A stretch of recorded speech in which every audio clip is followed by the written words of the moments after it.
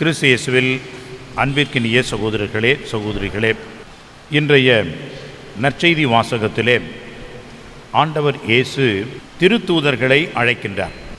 திருத்தூதர்கள் என்றால் யார் என்பதை முதலிலே அடிப்படையில் நாம் தெளிவு பெற வேண்டும். அந்த திருத்தூதர்கள் இன்றைக்கு இருக்கின்றார்களா?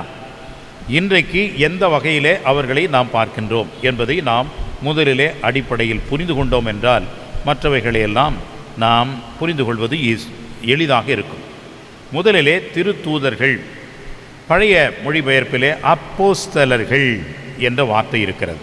என்னை பொறுத்த வரைக்கும் அப்போஸ்தலர்கள் என்ற அந்த வார்த்தையே மூல மொழிக்கு நெருக்கமாக இருக்கக்கூடிய ஒரு வார்த்தையாக இருக்கிறது. ஆனால் தூய தமிழ் என்ற முறையிலே திருத்தூதர்கள் என்று நாம் அழைக்கின்றோம். அப்போஸ்தலர் என்ற வார்த்தை எதிலிருந்து வருகிறது என்று சொன்னால் ஆங்கிலத்திலிருந்து அப்பாசல் என்ற வார்த்தை. ஆங்கில வார்த்தை எதிலிருந்து வருகிறது என்று சொன்னால் கிரேக்க வார்த்தையிலிருந்து அது வருகிறது. அப்போஸ்தலைன் என்று சொல்லக்கூடிய அந்த கிரேக்க வார்த்தை. அன்புக்குரியவர்களே, இது என்ன அர்த்தத்தை நமக்கு கொடுக்கிறது என்று சொன்னால், இன்றைக்கு தூதுவர்கள் நம்முடைய இந்திய நாட்டினுடைய தூதர் என்று ஒவ்வொரு நாட்டிலேயும் இருக்கின்றார்கள். அவர்கள் நமது நாட்டை அங்கே பிரதிபலிக்கின்றார்கள். அந்த நாட்டினுடைய கருத்துக்களையும் கொள்கைகளையும் அந்த நாட்டிலே நமக்கு ஒரு பிரதிநிதியாக இருக்கின்றார்கள். உதாரணமாக அமெரிக்கா, வட அமெரிக்கா, யுஎஸ், இப்பொழுது புதிய ஒரு அதிபர் வந்திருக்கின்றார். எல்லாரையும் போட்டு ஒரே கலகிறாரு. அவருடைய அந்த பதவியேற்பு விழா மற்றும் அவருடைய கொள்கைகள், இவைகளை பற்றியெல்லாம் இந்தியா என்ன நினைக்கிறது என்பதை அந்த தூதர்தான் அங்கே அதை வெளியிடுவார், அதை மக்களுக்கு தெரிவிப்பார். இந்தியாவினுடைய நிலைப்பாடு என்ன, இந்தியாவினுடைய கருத்து என்ன என்பதையெல்லாம் அங்கே தெரிவிப்பார். அன்புக்குரியவர்களே, எனவே அந்த தூதர் என்று சொல்லக்கூடியவர் ஒரு நாட்டினுடைய பிரதிநிதியாக இருக்கின்றார். அப்படி என்றால் நம்ம நாட்டை பற்றி அவருக்கு நன்றாக தெரிந்திருக்க வேண்டும். ஆனால் பல இடங்களிலே ஏதோ கட்சியின் அடிப்படையிலும் அவர்களுடைய ஆள் சாய்கால் இதன் அடிப்படையிலும் அனுப்பி வைத்து விடுகிறார்கள். அவர்கள் அங்கே என்ன செய்கிறார்கள் என்று நமக்கு தெரியாது. ஆனால் அம்பாசிடர்ஸ் என்று சொல்லக்கூடியவர்கள், டிப்ளமேட்ஸ், அவர்கள் அதற்கென்று படித்து அனுபவம் பெற்று அனுப்பப்படுகின்றார்கள். அந்த வகையிலே தான் அன்புக்குரியவர்களே, பாப்பரசருடைய பிரதிநிதியாக ஒவ்வொரு நாட்டிலேயும் இருக்கின்றார்கள். அவருடைய பெயர்தான் நுன்சியோ. பாப்பரசருடைய தூதர் என்று சொல்லக்கூடிய நுன்சியோ என்று சொல்லக்கூடியவர். அவர் பாப்பரசர் இன்றைக்கு நம்ம நாட்டை பற்றி என்ன நினைக்கின்றார், நம்ம நாட்டுக்கு என்ன செய்தியை கொடுக்கின்றார், பாப்பரசருடைய நிலைப்பாடு என்ன, வத்திக்கானினுடைய ஸ்டாண்ட் என்று சொல்கின்றோமே, அந்த வகையிலே அவர் பாப்பரசரையும் வத்திக்கான் என்ற ஒரு சிறிய நாட்டையும் அவர் பிரதிநிதித்துவம் இங்கே பெறுகின்றார்.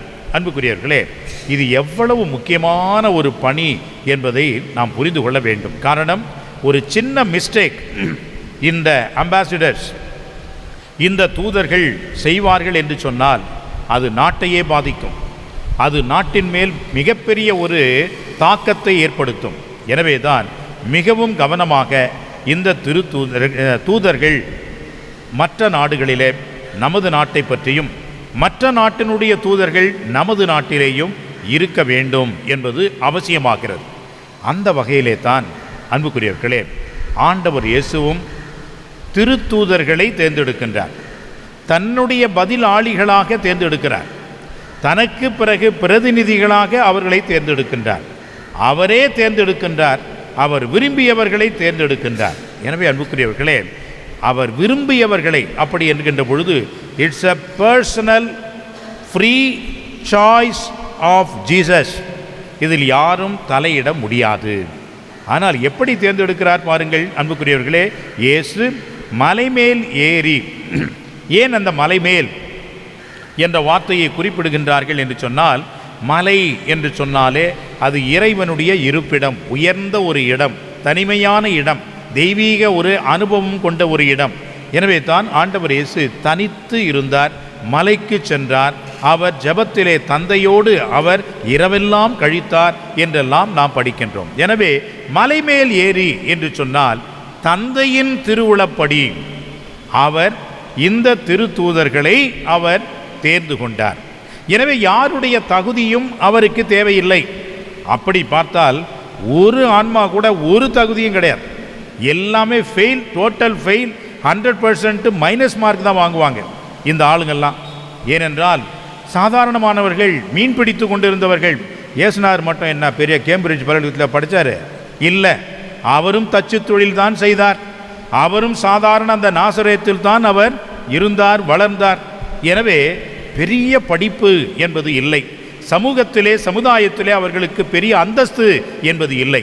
ஆனால் இறைவனிடம் இருக்கின்ற அந்த ஒரு திறந்த மனம், இறைவன் மேல் கொண்டிருக்கின்ற அந்த அசைக்க முடியாத ஆழமான நம்பிக்கை, இறை ஆட்சியை நாம் இந்த உலகத்திலே நிறுவ வந்திருக்கின்றோம் என்ற பணி திட்ட தெளிவு என்பதெல்லாம் ஆண்டவர் இயேசுவுக்கும் இருந்தது, திருத்தூதர்களுக்கும் இருந்தது. எனவே தான் ஆண்டவர் இயேசு தாம் விரும்பியவர்களை அழைத்தார். ஒருவேளை நன்றாக படித்தவர்கள், பெரியவர்கள் அவர்களையெல்லாம் அழைத்திருந்தால் அவர்கள் சொல்வது போன்று இயேசு நடக்க வேண்டும் என்று நினைத்திருப்பார்கள்.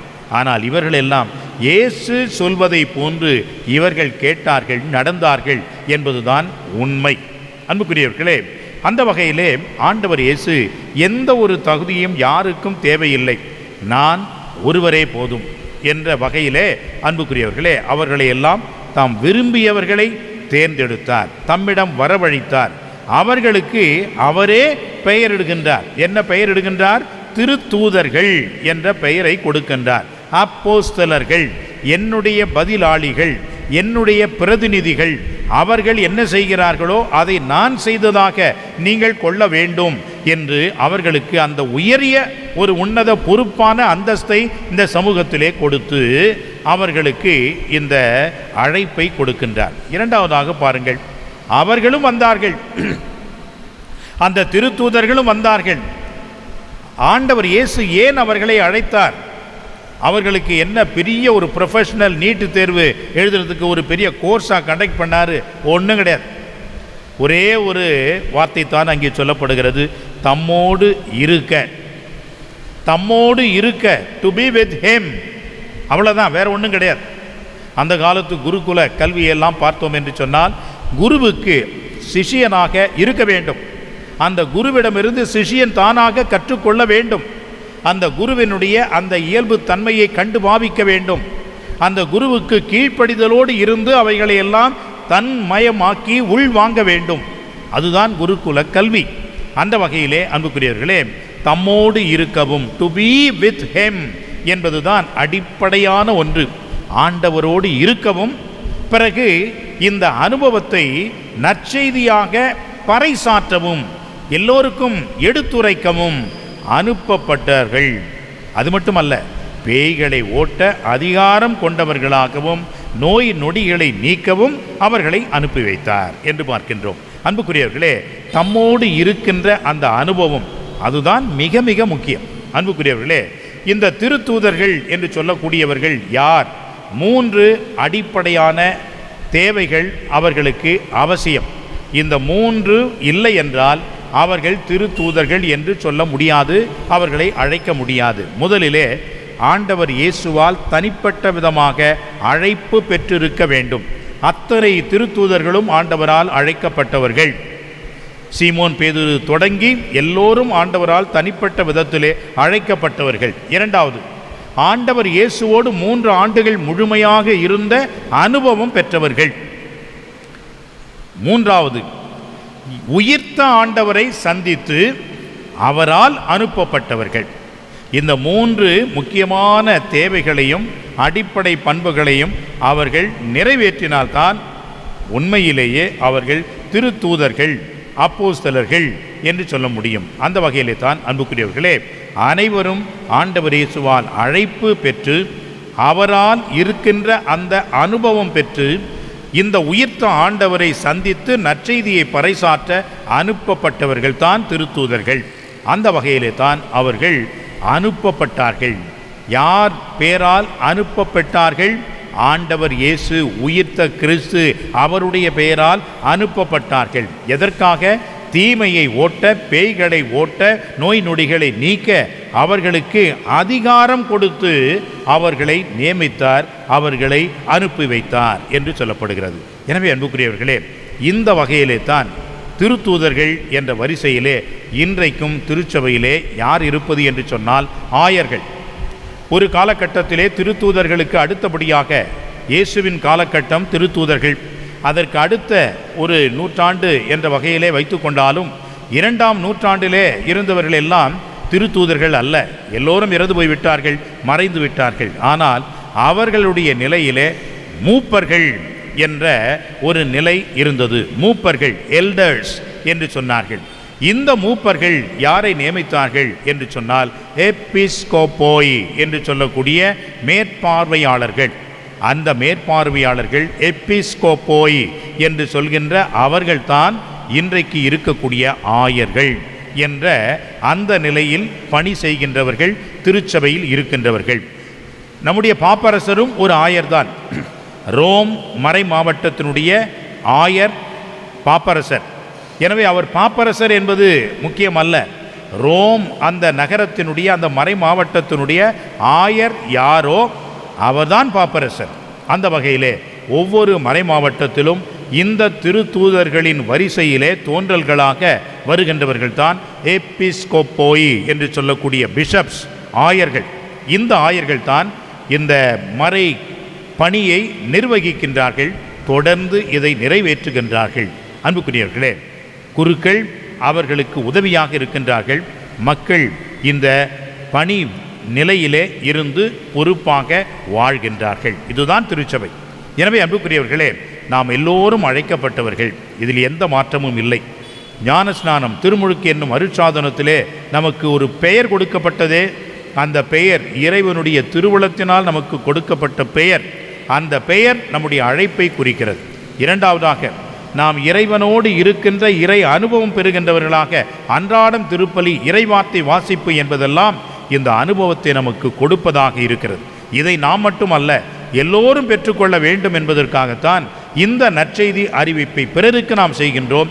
இந்த பல பிறரன்பு காரியங்களை நம் வாழ்க்கையிலே வாழ்ந்து காட்டுகின்றோம். அந்த வரிசையிலே நாமும் ஒரு நிலையிலே திருத்தூதர்களுடைய பணியையும் அழைப்பையும் பெற்றிருக்கின்றோம் என்பதை உணர்ந்தவர்களாகத்தான் இந்த பணியை நாமும் தொடர வேண்டும். பேய்களை ஓட்ட, நோய்களை குணமாக்க, தீமையை அகற்றி இறை ஆட்சியை இந்த உலகத்திற்கு கொண்டு வர நாம் அனைவரும் ஆண்டவர் இயேசுவின் பதிலாளியாய், ஆண்டவர் இயேசுவின் பிரதிநிதிகளாய், ஆண்டவர் இயேசுவினுடைய இன்றைக்கு அந்த உறுப்பினர்களாய் இருந்து பணியாற்ற இறை அருளை வேண்டுவோம். ஆண்டவருடைய ஆசீர் பெறுவோம். திருப்பலியை தொடர்ந்து கொண்டாடி ஆண்டவருடைய அருளையும் ஆசீரையும் நிரம்ப பெற்றுக்கொள்வோம். ஆமென்.